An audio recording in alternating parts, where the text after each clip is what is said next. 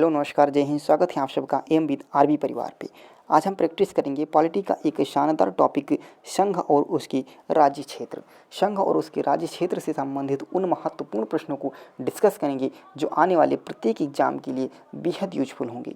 यदि आप UP TET, C TET, super TET या UP TET plus C PET 2023 की तैयारी कर रहे हैं तो यह वीडियो आपके लिए बेहद यूजफुल होगा।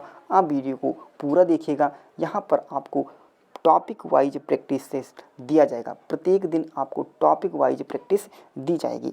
तो आइए शुरू करते हैं आज के वीडियो को। आज का पहला प्रश्न है कि भारत में संघ शासित प्रदेशों की संख्या है। तो भारत में जो संघ शासित प्रदेशों की संख्या कितनी होगी? 8 है, यानी ऑप्शन हमारा क्या करेक्ट हो जाएगा? डी करेक्ट हो जाएगा। यदि राज्यों की संख्या पूछेगा तो आपका आंसर क्या हो जाएगा? 28। भारत में 28 राज्यों और 8 केंद्र शासित प्रदेश हैं। ऑप्शन डी हमारा क्या हो जाएगा? करेक्ट होगा। आगे बढ़ेंगे अगले प्रश्न पे। अगला प्रश्न है कि नए राज्यों के गठन की शक्ति निहित है संसद में, राष्ट्रपति में, मंत्रिपरिषद में या राज्य पुनर्गठन आयोग में? तो यहाँ पर ऑप्शन ए करेक्ट हो जाएगा, संसद में। नए राज्यों के गठन की जो शक्ति होगी वह संसद में निहित होगी। आगे चलेंगे अगले प्रश्न की ओर। अगला प्रश्न है कि संविधान के प्रथम अनुच्छेद के अनुसार भारत के प्रथम अनुच्छेद के अनुसार सबसे पहले हम बात करेंगे संविधान में कितने अनुच्छेद हैं। तो आपका आंसर आएगा 395। कितने अनुच्छेद हैं? तो 395 अनुच्छेद हैं और 22 भाग हैं। कितने? 22 भाग और 395 अनुच्छेद हैं। यहाँ पर पूछा गया है कि संविधान के प्रथम अनुच्छेद के अनुसार भारत है राज्यों का समूह है, राज्यों का फेडरेशन है, राज्यों का कन्फेडरेशन है और राज्यों का यूनियन है। तो यहाँ पर ऑप्शन डी करेक्ट हो जाएगा। राज्यों का क्या है? यूनियन है। राज्यों का यूनियन, ऑप्शन डी हमारा करेक्ट हो जाएगा।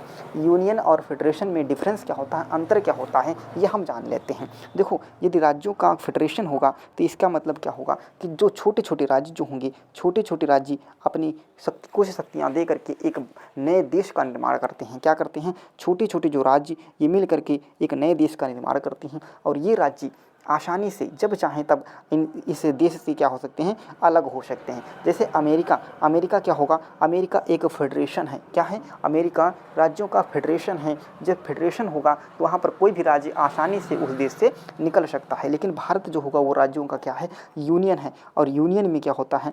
कोई भी राज्य देश से अलग नहीं हो सकता है। जैसे भारत है, जैसे हम बात करेंगे यूपी भारत से अलग होना चाहे तो बिल्कुल नहीं हो सकता है। क्यों? क्योंकि यहाँ राज्यों का यूनियन है। तो यहाँ पर ऑप्शन हमारा क्या करेक्ट हो जाएगा? डी करेक्ट हो जाएगा। आगे बढ़ें, आगे चलेंगे अगले प्रश्न पे। अगला प्रश्न है कि स्वतंत्रता प्राप्त के पश्चात निम्न में से किस राज्य का गठन क्रमशः सबसे पहले और सबसे बाद में हुआ था? सबसे पहले किसका हुआ, सबसे बाद का किसके हुआ? तो मध्य प्रदेश यहाँ पर सबसे पहले हुआ था तो गलत हो जाएगा। यहाँ पर ऑप्शन ए गलत हो गया। तमिलनाडु भी हमारा गलत हो जाएगा। उत्तर प्रदेश हमारा गलत हो जाएगा। सबसे पहले किस राज्य का? तो आंध्र प्रदेश राज्य का सबसे पहले और अंत में तेलंगाना, यानी ऑप्शन बी हमारा क्या हो जाएगा? एकदम करेक्ट हो जाएगा। आगे बढ़ें, चलो आगे चलेंगे अगले प्रश्न की ओर। अगला प्रश्न है कि निम्नलिखित में से कौन 1953 में राज्य पुनर्गठन आयोग से संबंधित नहीं थे? सबसे पहले आपको एक प्रश्न यहीं से मिलेगा। प्रश्न में ही प्रश्न है क्या कि राज्य पुनर्गठन आयोग का निर्माण कब हुआ था? तो आपका आंसर आएगा 1953 में।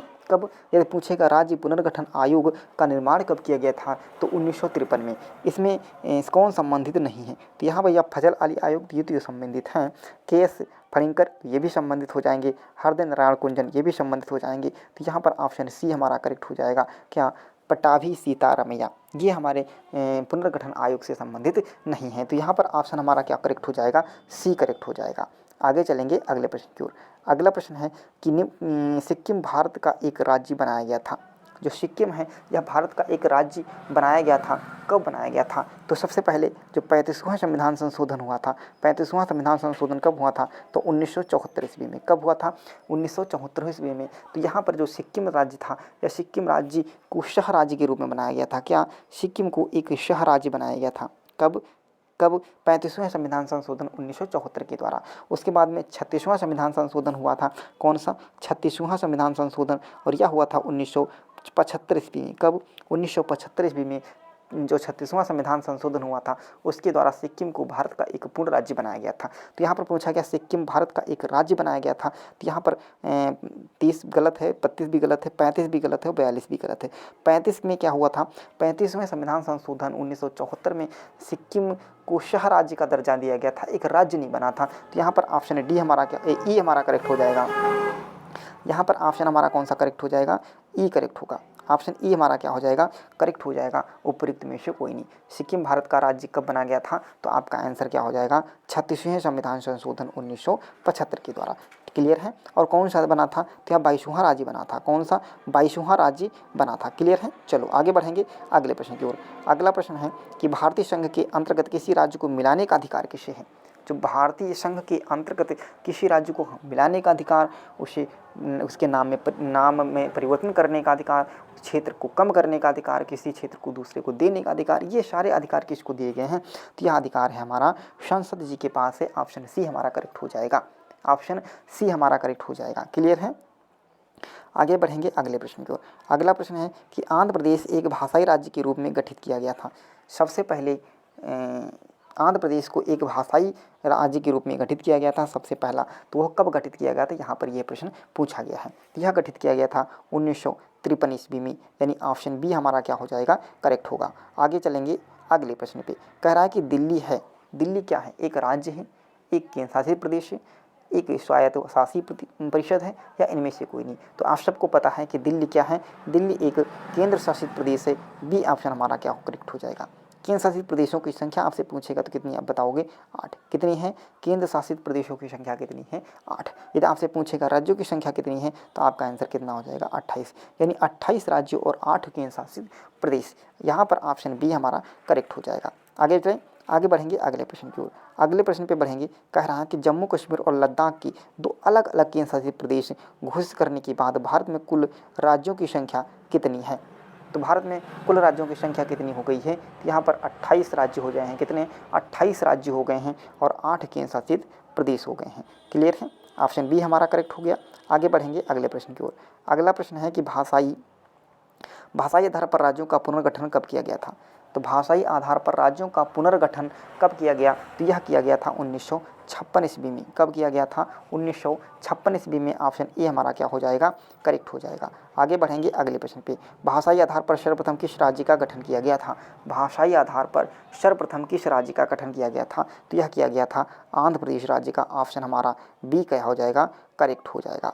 आगे बढ़ेंगे अगले प्रश्न की ओर। और अगला प्रश्न कह रहा है कि भारत में कितने संघ शासित प्रदेश हैं। तो संघ शासित प्रदेशों की संख्या कितनी है, 8 है। संघ शासित प्रदेश यानी केंद्र शासित प्रदेश हो जाएंगे। ऑप्शन हमारा सी करेक्ट हो जाएगा। आगे बढ़ेंगे अगले प्रश्न पे। अगला प्रश्न है यश के धर आयोग का गठन कब हुआ था। यश के धर आयोग का गठन कब हुआ था, तो यह किया गया था 1948 ईस्वी में। ऑप्शन बी हमारा क्या हो जाएगा, करेक्ट हो जाएगा। तो कैसा लगा सेशन, कमेंट बॉक्स में जरूर बताइएगा।